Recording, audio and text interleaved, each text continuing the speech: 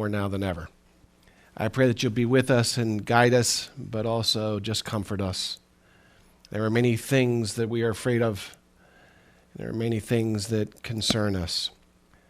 But you have the world in your hands, and you know what tomorrow brings. And you have promised to bring us through the fire and through the water, safe to the other side. And we pray that you will comfort us in these times. We need your peace more than ever. Holy Spirit, take over the service. Let your words be spoken. Bring us heart to heart with the living God this morning, for we ask this in Jesus' name. Amen.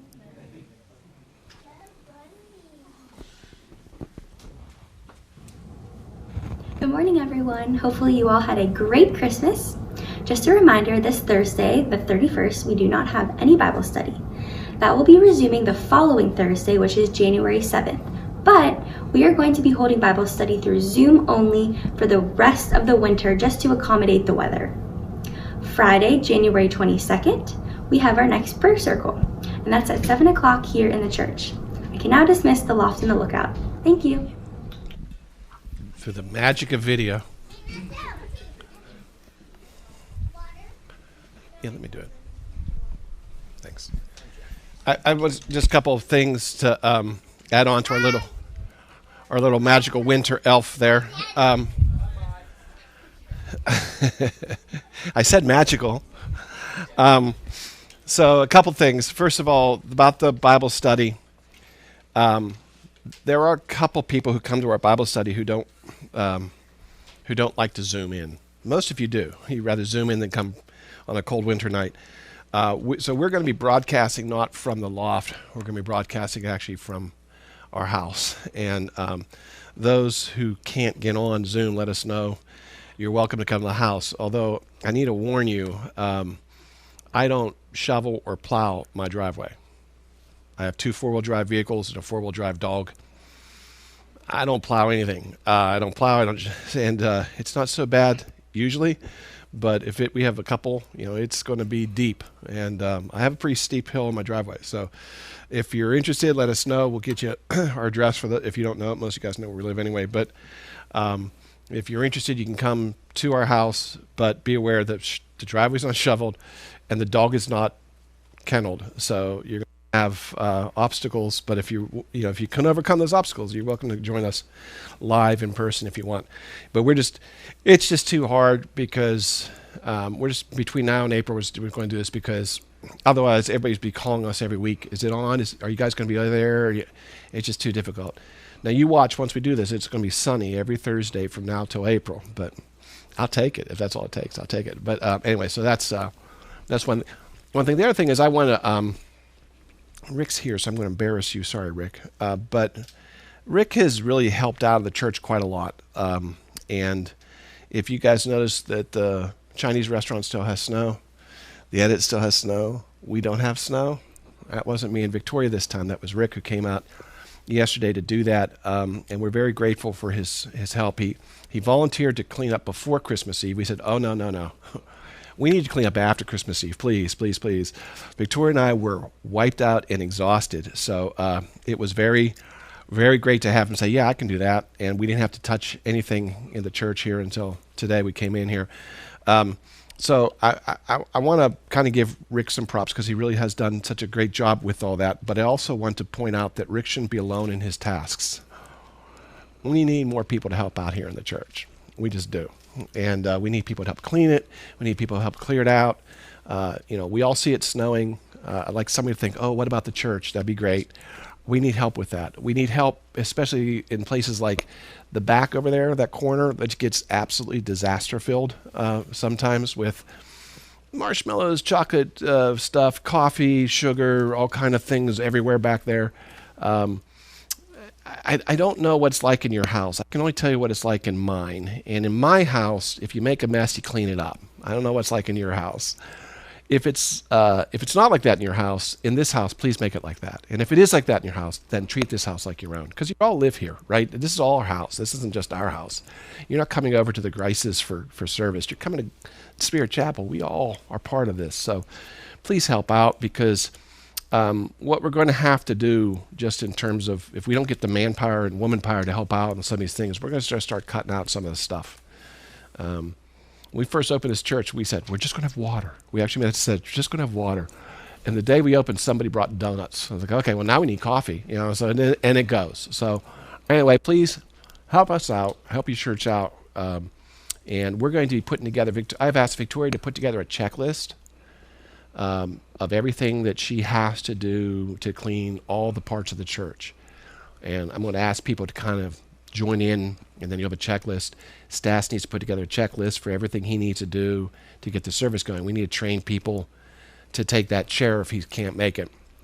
I don't know if you guys heard, but they're going to have a baby, and once that happens, it's going to be harder for them to get here. So, because things happen. So we need to get back up to the backups. So please be ready to, in 2021, step up a little bit and help out a little more than you have been. If everybody just takes a week, then you'd be surprised. You'd be like, twice a year or something, all you'd have to help out with, but it would certainly make a big difference to the church. Now I remember why I got rid of this headset. It's clicking. It's driving me nuts. Is there anything else I needed to add or say or subtract? I covered it all. All right, good. I love when that happens. So who was either here for Christmas Eve or watched it online, the sermon? Oh, darn. Okay, I was just going to preach that one again. All right, something new then. So we're going to be starting a series next week, called Reconstructing Your Faith. It's a sermon series I'm not looking forward to because there's this thing now called deconstructing your faith. I don't know if you've heard this, but a lot of famous Christians have left the faith, and they go through the process of what took their faith from them, why they couldn't be a Christian anymore. And there's been a few very, very famous people who have done this, which, by the way, very, very famous people are really bad people to follow when it comes to this kind of stuff, because celebrity has its own demons, and a lot of people get really caught up in the fact that, well, Chris Pratt's going to Hillsong Church. Okay, he is, and that's great, and I hope he's doing great, but he's got a lot of things going on in his life, so I don't even know, so don't put too much faith in some of the celebrities. But anyway, but a lot of people then lose their faith. And a lot of kids lose their faith when they go to college and things, and it's a process, and they're now documenting this process because, YouTube, you document everything. There's a whole section called Deconstructing Your Faith. I've seen a couple of them. So I'm going to take apart some of the deconstructions, and I'm going to use those to reconstruct, because almost all these have falsehoods in them. But if you just listen to them talk about it, it all just seems to make sense, and then you're sitting there thinking, wow, man, I must believe the same thing, and my faith's gone. I'm not looking forward to it because that means I'm going to have to listen to a lot of people talk about losing their faith. That's a very depressing topic, but we're going to do that because I think it'll help maybe build up faith in us. So that's what I'm going to start next week. This week, I'm going to do this sermon called Surviving the Long Cold Winter. I don't know if you've heard that expression. I heard the expression a lot during the presidential race. It's like we're being promised by our politicians who are coming into power that we are going to have a long, dark winter. I think actually was the word, long, dark winter. Oh boy. There's hope and change for you. So we're going to have a long, dark winter. Get ready. There's going to be a long, dark winter. And I'm like, wow, that's not very inspiring. So what do we do about that? And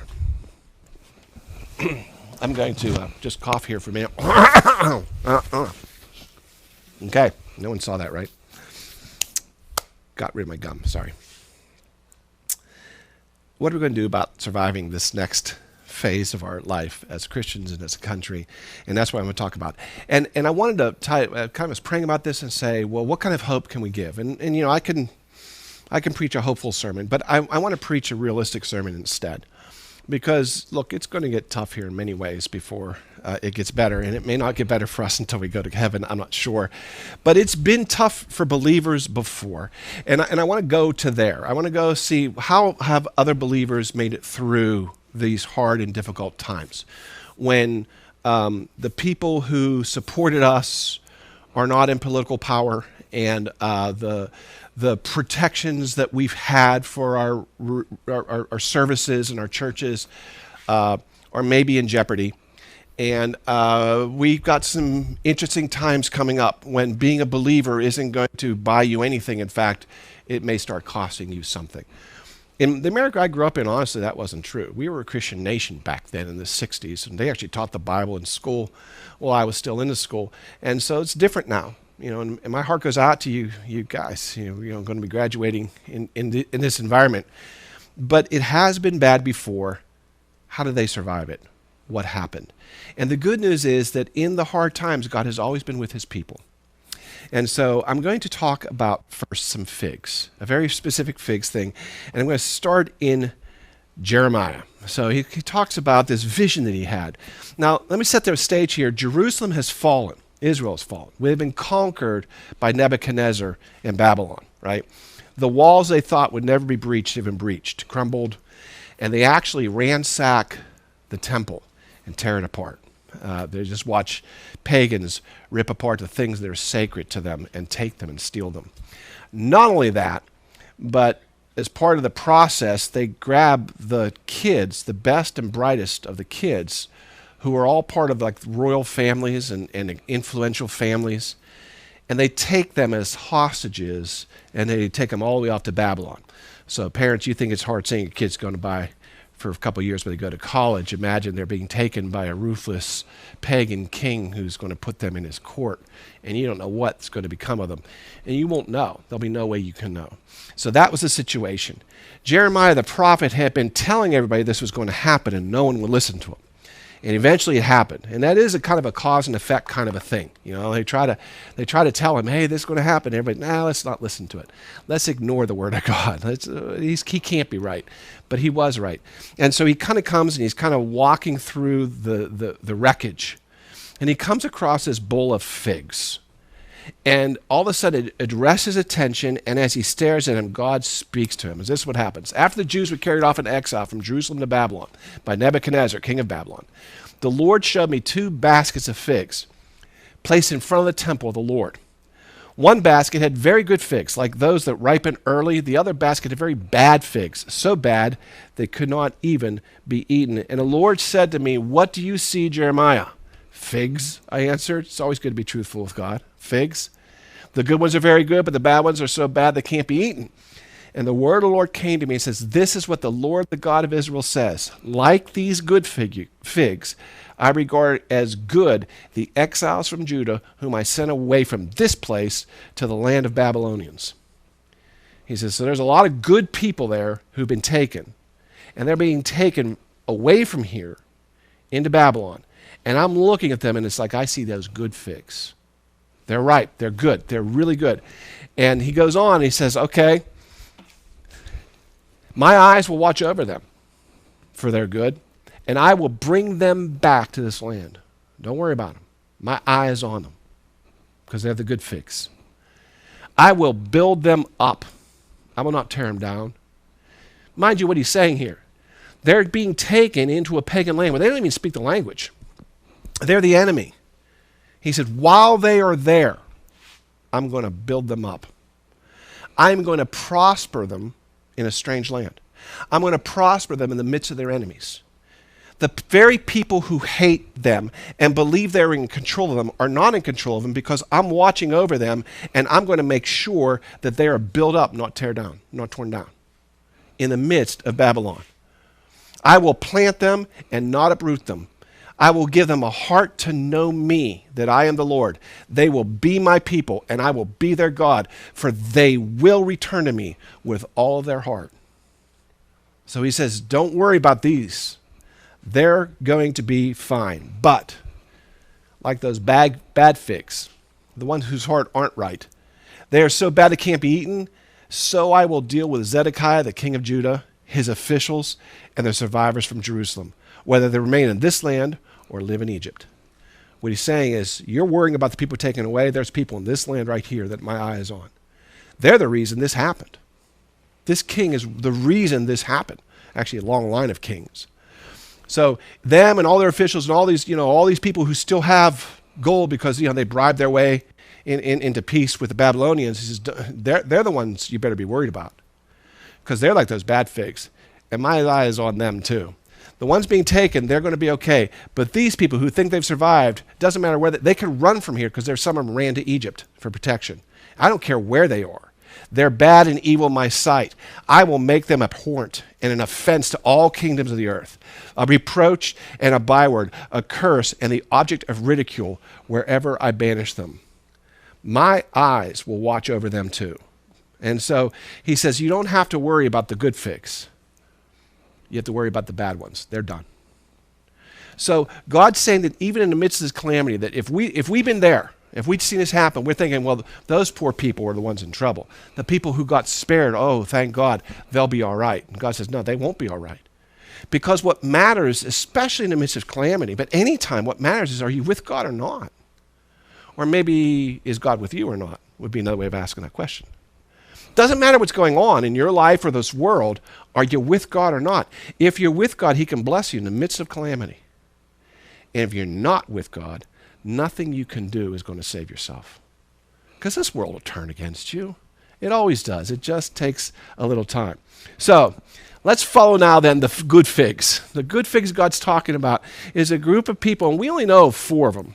There may have been more. I don't know how many good figs were in that basket. But if you're going to follow the good figs that we see, we only see 4.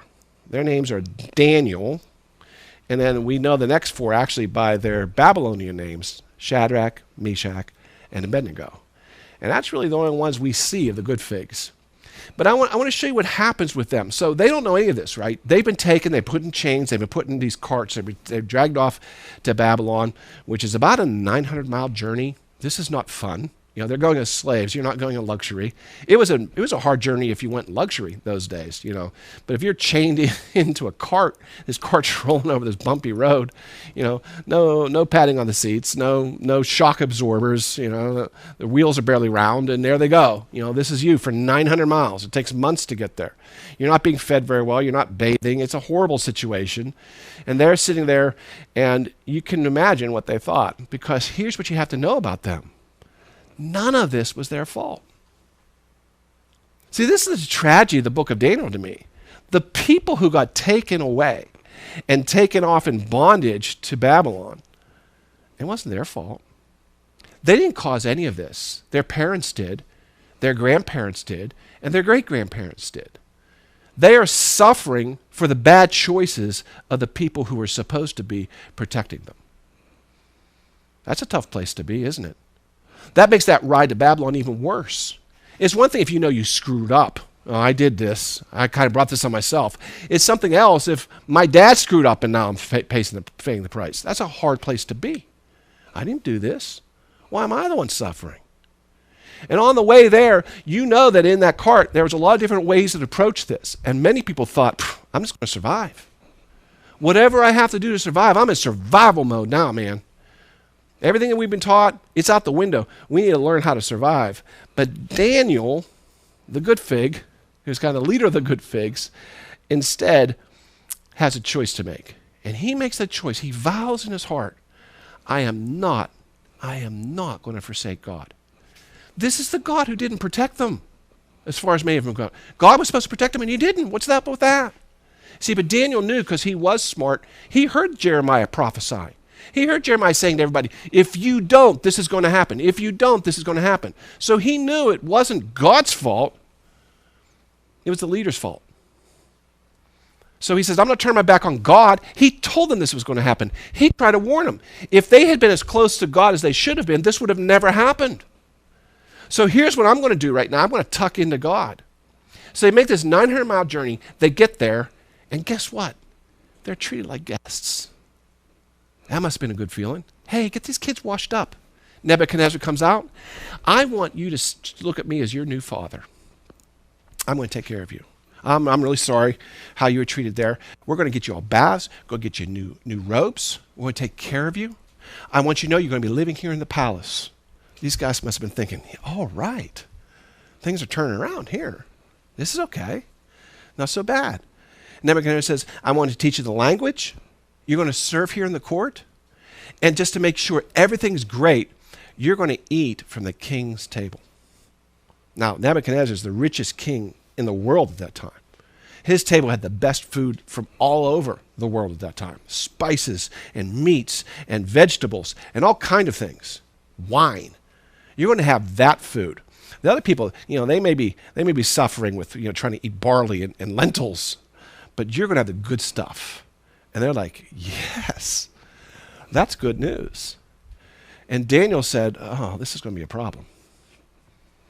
And here's why, because Daniel knows something. He knows that the king's food on his table gets offered first to foreign gods, to the Babylonian gods. They're sacrificed in the temples, and then it comes to the table. So now they're going to be eating food that was sacrificed to idols. Oh, and there's going to be all kind of food in there that Jews aren't allowed to eat. There's going to be pork and pig and shellfish, and there's going to be blood sausage and all kind of stuff they're not allowed to have. And it's going to be part of this big smorgasbord they get every day. And Daniel's like, I don't even know what's good and what's bad. They're mixing everything together there, right? And so he says, that's going to be a problem for me, because I have determined in my heart I'm not going to walk away from the teaching of Jehovah. I can't eat any of this food. Now, this is almost like creating a problem in the midst of something that's good, right? This is like somebody who's like looking at something good happening finally and saying, well, I see a problem there. Because this is the way the world works. It'll always offer you something that looks good. That's where the biggest problems are coming. It always looks good to the world. Instead, Daniel says this. He says, I don't know if I can do this. So the king ordered the chief of his court to bring some of the Israelites from the royal family and the nobility, young men without any physical defect, by the way. They're good looking, suitable for instruction, because you're going to serve the king. You got to be good looking.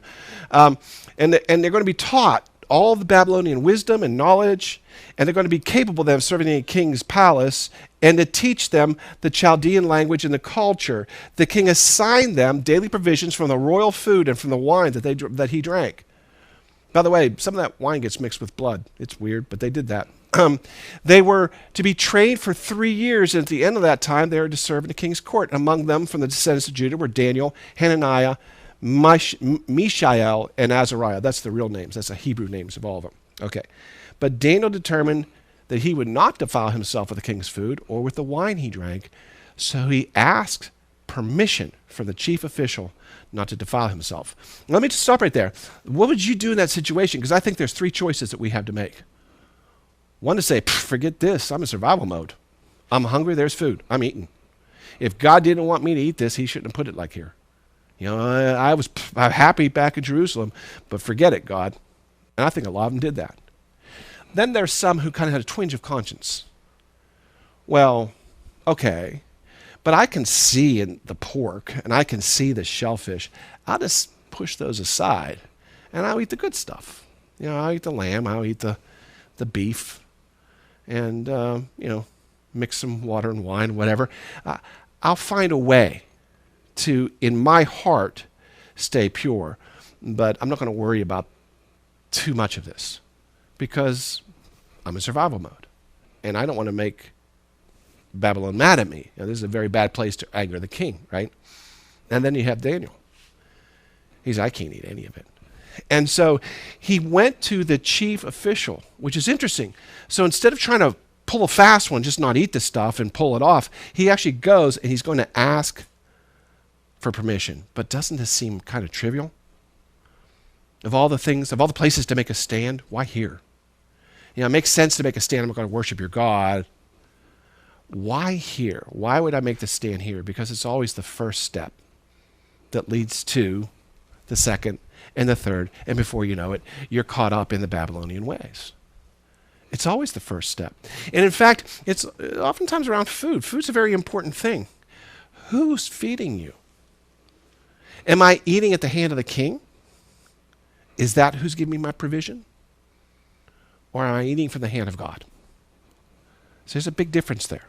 Who do I look to take care of myself? The king or God? The government, the president, or God? The gold in my bank account, my job, my boss, or God, right? We always have these kind of decisions to make. And it's funny how we just slip right by them. The first one is always the most important because it's going to determine everything else. But he's going to do this right. The journey back to God's favor usually will begin with a very small step. If you feel out of favor from God, you may have slipped away from God, and you may have been going down this path, and the way back is going to be the smallest thing in the world, but you have to do it because the first step is important. The first step determines your direction. You have to make that first step that God's telling you in your heart, you need to do this. in order to be pure and come back to me. And so we have to do that. So Daniel's not going to cheat, and he's going to go, and he's in his heart, he's saying, I'm not going to eat this food because I know it's no good. And so I'm going to go ask the chief official here. And so he goes there, and now God had granted Daniel favor and compassion for the chief official. In other words, he has some kind of a relationship with him. Somewhere on the way there, he developed some kind of relationship with him. And even that guy who kind of liked Daniel said, well, look, my Lord King assigned your food and your drink. And I'm afraid of what's going to happen if he sees your faces looking thinner than those of the other young men your age. You would endanger my life with the king. Because what Daniel suggests doing is, we'll just eat the fruits and vegetables we pick ourselves and drink water. He says, yeah, you guys have just been traveling for 9 months. You look bad. We don't get some food in you. You're going to keep looking bad. And when the king's going to see these people are okay and you guys aren't, guess who's going to take the blame? Me, that's who. And so he says, I'd like to help you out, Daniel. I really would. I like you, but I can't do that. I just can't. And Daniel doesn't stop. A lot of people would back. I think I'd back down there. If I had enough faith to go that step, I go, well, try God, sorry. But Daniel doubles down. Because what he heard was, and Daniel's good at this, he heard the man's purpose, not what he said. What he said was, I would do it, but I'm afraid. And so Daniel says, that's fair. Let's work on that, right? So he says, just test us. Give us 10 days. No in 10 days.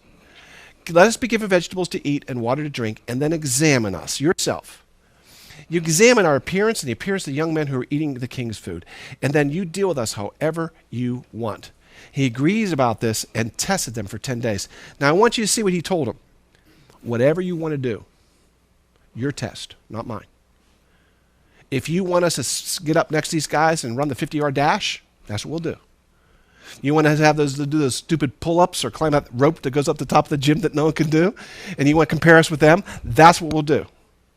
You want us to recite the Babylonian alphabet? Whatever test you decide to make sure that we're not falling behind, we will do your test, right? Let us do that just for 10 days. You won't get in trouble for 10 days. Let us try it. Now, what is he doing here? He's giving God a place to do a miracle. He's leaving space for God's miracle. There's no way, by the way, that people look at this and say, see, God doesn't want you to eat meat. No, that's not it at all. God's going to perform a miracle or not. And Daniel knows it. And if he says, God, I'm trying to be faithful to you, I'm going to give you a chance to do a miracle here. If you do the miracle, I'm going to remain faithful to you. If you don't do the miracle, I'm going to assume that this doesn't matter to you. Because I can't do this without your miracle. I'm going to leave space for your miracle in my life. And I want to show you something else that's really incredible, because what he's actually doing is he's looking for confirmation for what God has told him. In his heart, he said, I'm not going to defile myself. And in his heart, he felt God said, well, then don't eat this food being placed before you. It's a trap. And in his heart, he's saying, I think God's telling me not to eat this. I'm going to now seek what we should always do, confirmation. He didn't go do it on his own. He's seeking confirmation. God, if you want me to do this, you're going to have to step in here. I'm going to go talk to this guy. And he pushed back, and Daniel kept pushing. I'm going to let God work. If God doesn't work, I can't do this. I'm looking, though, for confirmation. We don't just rush off and say, God said this, I'm going to go do it. He said, I'm looking for confirmation. And here's the amazing thing. He's looking for confirmation for somebody who's an adversary. That's not how most Christians look for confirmation. Most times, Christians go to other Christians who love them. I think I need to buy this new car. I think God told me to buy this new car. I'm going to go talk to my friend. Do you think I should buy this new car? And your friend who loves you said, of course you should. Of course God's saying that to you. Of course he wants you to have the new car. Okay, good. Praise the Lord. I got confirmation. Daniel's actually going to someone who's against him, who will actually not benefit if Daniel's wrong. He's going to him for confirmation. That's faith. I'm going to walk to somebody who would probably disagree with me. You know, too often we go to our people we know are going to agree with us. And we have people who just love us. You know, they're going to agree with whatever we say because they love us. And later on we'll say, why'd you tell me that? Well, because you wanted to do it, right? Because when I ask you, I expect you to tell me yes. You know, that's kind of how this works, this little click that we have. I'll tell you yes when you think God wants you to do something that, you know, he doesn't, and you tell me yes when I think so. Okay, so at the end of 10 days, they looked better. They looked better. Now, I don't know if you know anybody who's gone on like a vegan diet. The first 10 days, they look awful. They're grouchy. Don't get near them, right? They say eventually it kicks in and you feel better. I don't know. I wouldn't make it through the first 10 days. But if you ever meet somebody, they don't look better. They don't gain weight. You don't gain weight on a vegan diet. That's what they're on. They're on a vegan diet. They're fruits, vegetables, and water. That's it. But they look better. Why? Because God does a miracle. That's why. Because God is exactly where Daniel thought he was. He's exactly telling him to do this. And when he steps out on faith, no matter what it takes, God will make it happen. That's how you know God's there. Because he's making it happen. So the guard said, okay, fine. He taken away their food and kept giving them the vegetables and the fresh water and the fruit. And what happens is they will end up being better than everybody for the whole time. Listen, when the world is spinning around you, which for some of us it is, you need to find a piece of moral ground to put your foot on. Because God's solid rock. Find it. He's giving you moral ground somewhere. Put your foot on it. Start there, right? Because the rest of the world's spinning. It's a very, very dangerous place to be. I don't know if you guys have been out in this ice and this snow. I'm out every day in this ice and this snow, thanks to my German Shepherd. Every day. They closed the park Christmas Day. We were there. We hiked in. And when you're out on ice, what you are looking for, if you're smart, is at one spot where the ice is not as strong. That is maybe a little bit of an indentation there, and you can see like bare ground beneath it. It's not very big in these kind of days, but there's always somewhere where things have drifted and melted a little bit, and you want to put your foot there first, because the rest of it is all ice. And you use that to push off from. Very you're slipping on ice, you're looking desperately for something that's not ice. And then you push off from that. You need, if the world is spinning, to find that piece of moral ground that you're going to plant your foot on and say, this is my footing, because I know God is here. Okay, so God gave them, watch this, knowledge and understanding to these 4 young men. And they understood all kinds of writings and subjects, and Daniel could understand all kinds of visions and dreams. They not only were looking better, they performed better, because I got to tell you something, God's favor is real and tangible. You will know if God is showing you favor. It won't be in part of your imagination. You'll know. They could demonstrably test and show they were better than everybody else. And that is because God's favor is upon them. So the 3 years the king had set up for training came and went. And the chief official brought them to Nebuchadnezzar. Here comes the big time, right? The big moment the king's going to see him. The king talked with them.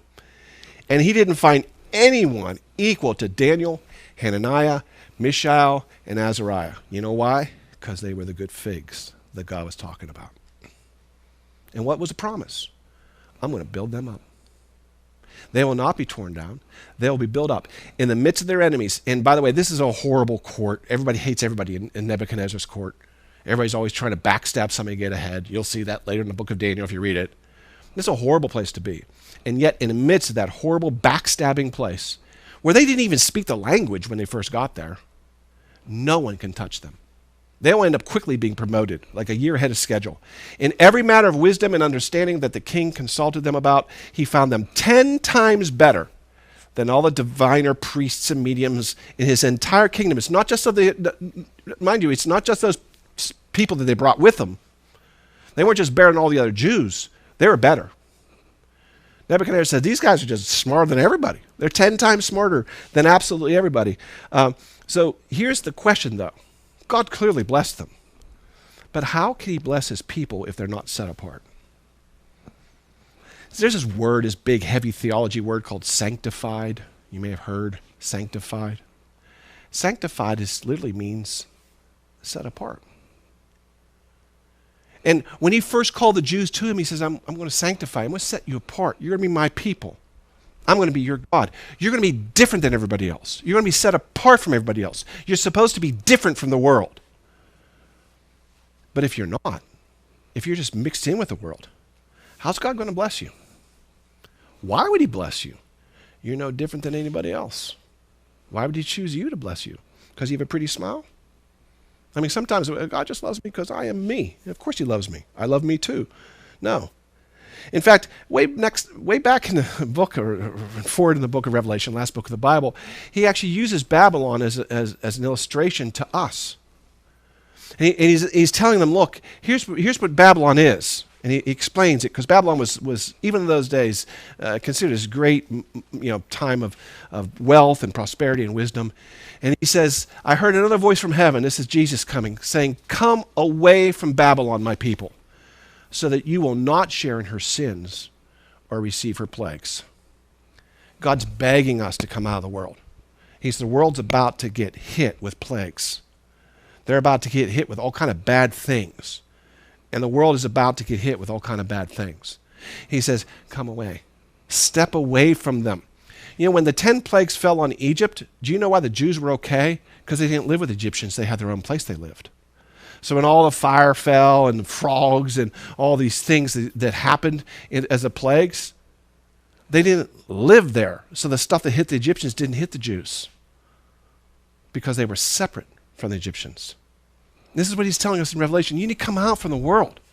If you're with the world, you're going to suffer the way the world suffers. If you're away from the world, I can take care of you and I can bless you. You cannot be like me if you're like them. Light is not like darkness. You got to come out. Stop hanging on to the world's ways. And in fact, in 2 Corinthians, it's put this way. What fellowship has righteousness with lawlessness? What communion has light with darkness? Come away. Step away. Stop being there. You shouldn't even be part of this. Get away from it. Walk away. Just get out of it. It's really, really simple. Jesus says this, if you love me, you'll keep my commandments. And that'll pull you away from the world. So one thing I want to kind of point out, because there's two things I think that ruin our Christian life. One is that we are too into the world. And we have a tendency to look at a world and look at our neighbor who's in the world and compare what they have on this earth with what we have and what's going on with their life. And, but they're able to do it. Why can't I? That's part of it. But then the other thing that happens is we become a Christian. And you know what we do? We bring part of the world into our Christianity. And I think that's actually a bigger problem in the church. Because we think we're Christian, but we're not. Because we brought a bunch of the world stuff with us. In fact, Jesus warns us about this. He says, look, you're the light of the world. A city that's set on a hill can't be hidden. Nor do they light a lamp and put it under a bushel, but on a lampstand, and it gives light to all who are in the house. You're supposed to be different, is what he's telling you. You're supposed to be. And then he says this, you are the salt of the earth, but if the salt loses its flavor, how shall it be seasoned? In fact, if salt loses its flavor, it's good for nothing except being thrown out in the street and trampled on. That kind of describes, in my opinion, what's going on in the American church today. We're getting thrown out in the street and trampled on. You know why? Because we lost our flavor. But the question is, how does salt lose its flavor? It can't. You could take salt, put it on a thing, stick a Bunsen burner under it, melt it, I guess. I don't know what's the melting temperature of salt? I don't even know. You can melt it, but when you're done melting it, if you taste it, it'd still be salty. You can take salt, you can put it in water, dissolve it all up, stick that on top of a Bunsen burner, have it vaporize all out. Whatever's left, taste it, it's still salty. There's literally no way salt can lose its flavor. You can stick salt shaker in a room and let it stay there for 1,000 years and come back later and taste it, it's still salty. And Jesus is saying, salt loses its flavor. I'm like, well, I'm not worried about that, Jesus, because salt can't lose its flavor. That's because we're thinking about a kernel of salt, not a church of salt. Because the only way salt loses its flavor is if you dilute it. I didn't even know this until Victoria and I started watching all those Food Network shows, right? You got these guys, like Chopped. You ever guys see Chopped? You get 4 different foods that a hubba wouldn't eat together, and they're supposed to make a meal out of it, And they'll be eating it, and you'll see the guy that takes it with them. Oh, it's too salty. Oh, it's too salty. What do? They don't start over. They get something they add in there. Why? To cut the salt. That's how salt loses its flavor. You add things into it. I believe when Jesus is saying salt can't lose its flavor, he says, look, my word is salt. All this other stuff you're adding into it is not. Christianity plus loses its salt. And he's saying you need to stay pure, because a light that is so dim that it can't be seen is never going to help you escape the darkness. when you start mixing things in with your Christianity and your beliefs, taking some of the stuff from the world in, adding it, mixing it, trying to make it more palatable to the world, you've lost your saltiness. You're not supposed to be palatable to the world. You're supposed to be salt. It's okay that the world doesn't like it, because salt is supposed to be different. And that's what he's telling us. Come away from Babylon. And don't bring Babylon with you when you come. Leave it. Just leave it behind. We need to get separated there. The greatest danger to Christians, I think, is not that they will fall away from faith. I think it's that they mix Christianity with things to the point that there's just no difference anymore. You know, there used to be a bumper sticker back in the days when people used to put bumper stickers on cars for everything. And it was this: if you were on trial for being a Christian, would there be enough evidence to convict you? Kind of real simple, right? Do people only know you're a Christian because you say you are? Because what Jesus describes is a Christian who people know they're a Christian. They may not know what it is, but they know something different. We're supposed to be different, not the same. We're supposed to come away from Babylon. We need to find that moral ground that God has given us and stand on it. We're not going to survive the dark winter without it. With God with us, we can survive the winter. He can prosper you in the midst of it. But if you've done this, then God's backing off and saying, well, you want to live like Babylon? You're going to get what Babylon gets. See, the lesson of Daniel and the figs is this: God would rather have his people living in bondage in a pagan land than living like pagans in the Holy Land. Because in the midst of Babylon, he could help them. But when they were in Jerusalem, everything seemed to be fine. No one was listening to him. So it really comes down to how real you want to make it. How real is your faith? Is your faith going to take you through the dark winter? Is God going to be with you through it all? Are you going to be the good fig? Or are you going to be like that fig that is going to find the same destruction that Babylon gets no matter where they are? Would you all please pray with me? Heavenly Father, as we approach this time, I do pray that you will be with us, because it's a little bit frightening what might happen. But we know that you have offered to be with us in the midst of the storm. Help us to throw out everything else in our lives that's keeping us from being as close to you as we can. When the lion attacks the flock, the safest place to be is next to the shepherd. Help us to come close to you and hold on